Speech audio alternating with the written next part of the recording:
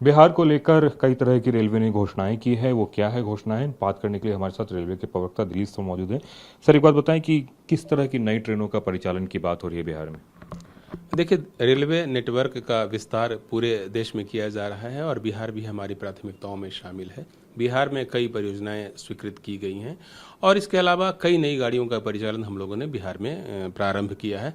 Basically Bihar एक ऐसा प्रांत है जहां पर कि हम लोग एक साथ तीनों नई गाड़ियों का परिचालन करते हैं, जिसको कि देश की त्रिवेणी कहा जाता है। वंदे भारत एक्सप्रेस, अमृत भारत एक्सप्रेस और नमो भारत रैपिड रेल। तो इन तीनों गाड़ियों का परिचालन यदि किसी एक राज्य में होता है तो वह बिहार है और पहले से ही हम लोग इन तीनों गाड़ियों का परिचालन कर रहे हैं। हाल में माननीय रेल मंत्री श्री अश्विनी वैष्णव जी ने बिहार से 5 नई ट्रेनों के परिचालन की घोषणा की है और ये सारी ट्रेनें जो है काफ़ी महत्वपूर्ण है।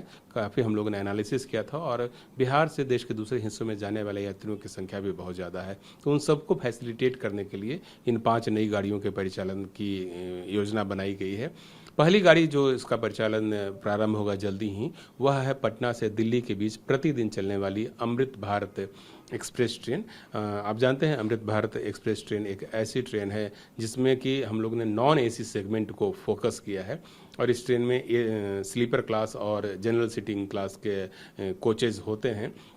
आईसीएफए यानी जो हमारा मेड इन इंडिया का जो अभियान है, उसके तहत हम लोगों ने अमृत भारत ट्रेनों को डेवलप किया है और कोशिश यह है कि जो वंदे भारत एक्सप्रेस में सुविधाएं मौजूद है, उसी प्रकार की सुविधाएं और उसी प्रकार की दूसरी अन्य फैसिलिटी और कंफर्ट लेवल जो है वह नॉन एसी सेगमेंट में दिया जाए, जिसके लिए कि हम लोगों ने इस अमृत भारत एक्सप्रेस का डेवलपमेंट किया है। एयर एक भी हमारा अभी सामने जो दिख रहा है ये इसका वंदे भारत के मॉडल का इंजन है। जी, यह वंदे भारत के मॉडल का न सिर्फ इंजन है बल्कि इसके जो कोचेज हैं वो सभी भी वंदे भारत के आधार पर ही हैं। सिर्फ है कि वंदे भारत एक एसी ट्रेन है और उसमें सीटिंग व्यवस्था है, जबकि ये जो अमृत भारत एक्सप्रेस है इसमें नॉर्मल सीटिंग व्यवस्था के साथ साथ स्लीपर क्लास के कोचेज भी लगाए गए हैं। अदरवाइज वंदे भारत एक्सप्रेस में जो जो फीचर्स होते हैं, जैसे कि टॉकबैक फैसिलिटी, जैसे कि दरवाजे बंद होने की फैसिलिटी, तो ये सारी फैसिलिटीज़ जो है इस ट्रेन में भी हम लोगों ने उपलब्ध कराई है।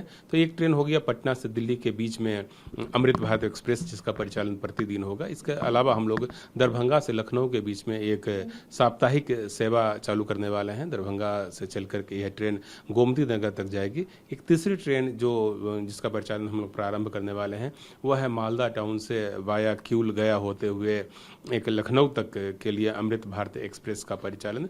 और एक और अमृत भारत हम लोग चलाने वाले हैं सहरसा से अमृतसर के बीच में। सहरसा से भी काफ़ी संख्या में लोग देश के दूसरे हिस्सों में जाते हैं, तो उनकी सुविधा के लिए किया गया है। पहले भी हम लोग एक अमृत भारत एक्सप्रेस का परिचालन सहरसा से कर रहे हैं और वह ट्रेन सहरसा से प्रारंभ होकर करके मुंबई तक जा रही है। एक और ट्रेन जो महत्वपूर्ण है और जिसको चलाने की घोषणा की गई है वह है अपना सीमांचल के एरिया से जोगबनी से ईरोड, जो कि तमिलनाडु में है, वहाँ के लिए ट्रेन। जोगबनी से या कहिए कि पूरे सीमांचल क्षेत्र से बड़ी संख्या में लोग दक्षिण भारत में जाते हैं, चाहे तो वह इलाज के पर्पज़ से हो, चाहे एजुकेशन के पर्पज़ से हो या काम करने के लिए। तो उन सब लोगों की सुविधा के लिए और उनकी डिमांड पर ये 5वीं ट्रेन के परिचालन की घोषणा की गई है। इसके अलावा कुछ दूसरे प्रोजेक्ट्स भी हैं जिस पर काम बिहार में चल रहा है, जैसे कि पटना में ही हम लोग 5 नए प्लेटफॉर्म बना रहे हैं और जो दूसरी परियोजनाएं जो हाल में स्वीकृत की गई है बिहार के लिए, उसमें एक है आप समस्तीपुर से दरभंगा या कहिए कि नरकड़ियागंज से रक्सौल समस्तीपुर दरभंगा तक के लाइन का दोहरीकरण है। फिर सीतामढ़ी से मुजफ्फरपुर लाइन का दोहरीकरण स्वीकृत है। कई दूसरी परियोजनाएं भी काफ़ी तेज़ी से आगे चल रही हैं और अभी हम लोग जिन परियोजनाओं पर काम कर रहे हैं उसमें भागलपुर और जमालपुर के बीच में एक तीसरी लाइन बनाने की योजना बनाई जा रही है और उसकी भी स्वीकृति प्रस्तावित है। फिर बख्तियारपुर राजगीर तेलैया लाइन की जो डबलिंग है उसको संबंध में भी काफ़ी सीरियसली हम लोग विचार कर रहे हैं।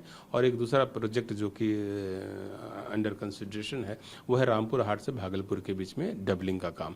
तो उद्देश्य यह है कि बिहार, जहाँ से कि बड़ी संख्या में लोग जाते हैं और पॉपुलेशन डेंसिटी के हिसाब से भी बिहार जो है देश के ऊपरी 2-3 राज्यों में से एक है।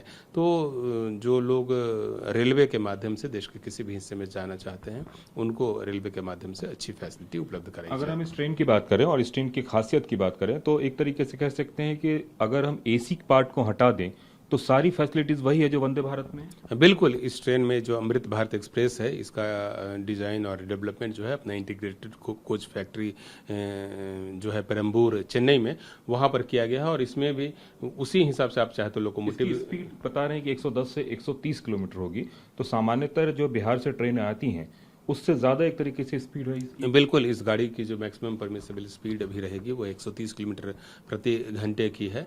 और यदि किसी सेक्शन में यदि रेलवे लाइन के हिसाब से वो स्पीड निर्धारित होता है, तो यदि जहाँ पर सेक्शनल कैपेसिटी ही 110 किलोमीटर है, वहाँ इस ट्रेन का परिचालन 110 किलोमीटर प्रति घंटे की स्पीड से किया जाएगा। अदरवाइज 130 किलोमीटर प्रति घंटे के हिसाब से इसको डिजाइन किया गया है और देश के कई हिस्सों में इसको हम लोग उसी स्पीड से चला भी रहे हैं। अभी हम लोग पूरे देश में 3 वंदे भारत एक्सप्रेस ट्रेनों का परिचालन कर रहे हैं और ये 4 नहीं चलेंगी तो 4, 3, 7 वंदे भारत एक्सप्रेस हो जाएगा।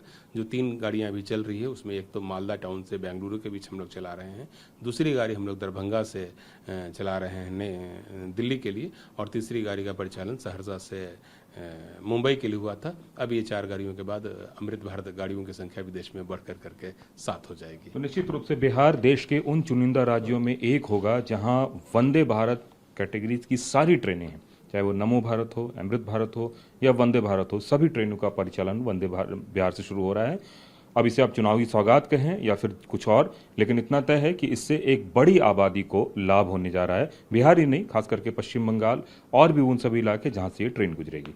कैमरामैन विपुल के साथ कुमार कुंदन, TV9 भारतवर्ष, दिल्ली।